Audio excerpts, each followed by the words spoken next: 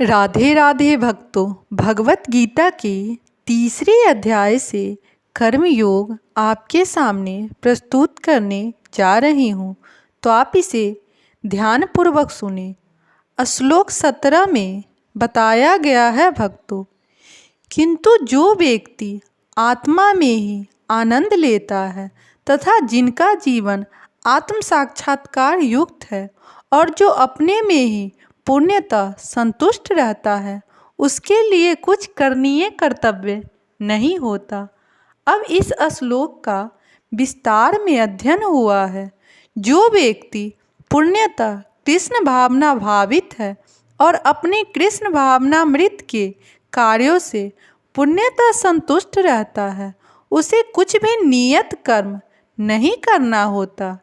कृष्ण भावना भावित होने के कारण उसका हृदय का सारा मैल तुरंत धुल जाता है, जो हजारों हजारों यज्ञों को संपन्न करने पर भी संभव हो पाता है।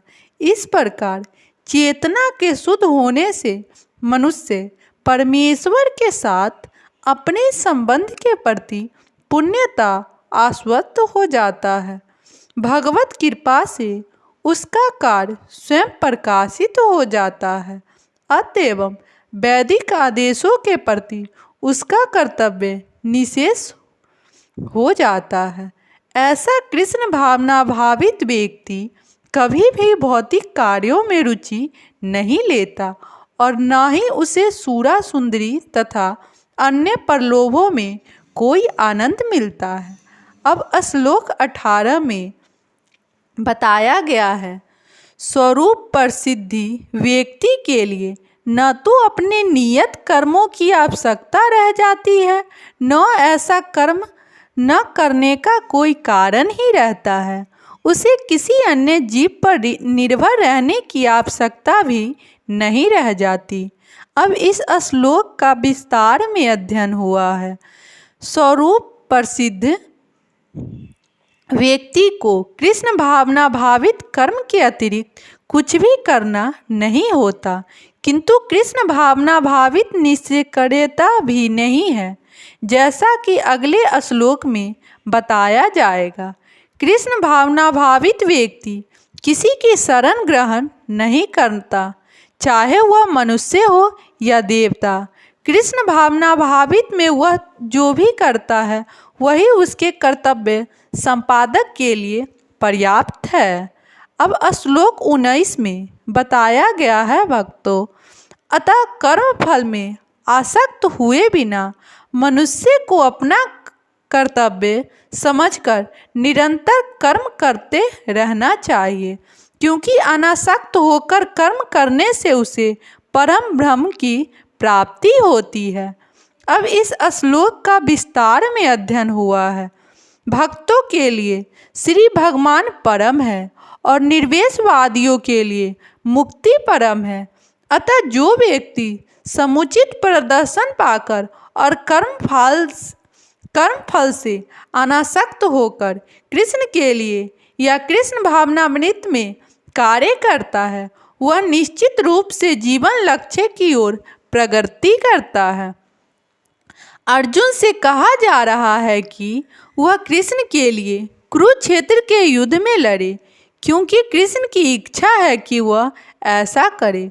उत्तम व्यक्ति होना या अहिंसक होना व्यक्ति आसक्ति है, किंतु फल की आसक्ति से रहित होकर कार्य करना परमात्मा के लिए कार्य करना है। यह उच्चतम कोटि का पुण्य कर्म है, जिसकी संतुष्टि भगवान कृष्ण ने की है। नियत यज्ञ जैसे वैदिक अनुष्ठान उपकार उन पाप कर्मों की शुद्धि के लिए किए जाते हैं जो इंद्रिय तृप्ति के उद्देश्य से किए गए हों, किंतु कृष्ण भावना भावित में जो कर्म किया जाता है वह अच्छे या बुरे कर्म के फलों से परे है। कृष्ण भावना भावित व्यक्ति में फल के प्रति लेशमात्र आसक्ति नहीं रहती। वह तो केवल कृष्ण के लिए कार्य करता है। वह समस्त प्रकार के कर्मों में रत रहकर भी पुण्यता अनासक्त रहता है। श्लोक 20 में बताया गया है भक्तों। जनक जैसे राजाओं ने केवल नियत कर्मों को करने से सिद्धि प्राप्त की, अतः सामान्य जनों को शिक्षित करने की दृष्टि से तुम्हें कर्म करना चाहिए। अब इस श्लोक का विस्तार में अध्ययन हुआ है भक्तों। जनक जैसे राजा स्वरूप प्रसिद्ध व्यक्ति थे, अतः वे वेदानुमोदित कर्म करने के लिए बाध्य न थे, तो भी वे लोग सामान्य जनों के समक्ष आदर्श प्रस्तुत करने के उद्देश्य से सारे नियत कर्म करते रहे। जनक सीता जी के पिता तथा भगवान श्री राम के ससुर थे।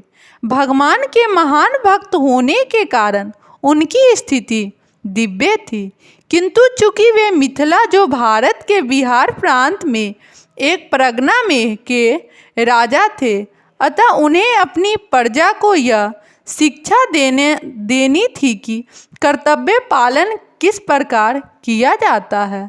भगवान कृष्ण तथा उनके शाश्वत सखा अर्जुन को कुरुक्षेत्र के युद्ध में लड़ने की कोई आवश्यकता नहीं थी, किंतु उन्होंने जनता को यह सिखाने के लिए युद्ध किया कि जब सत पराक्रम असफल हो जाते हैं तो ऐसी स्थिति में हिंसा अवश्य हो जाती है।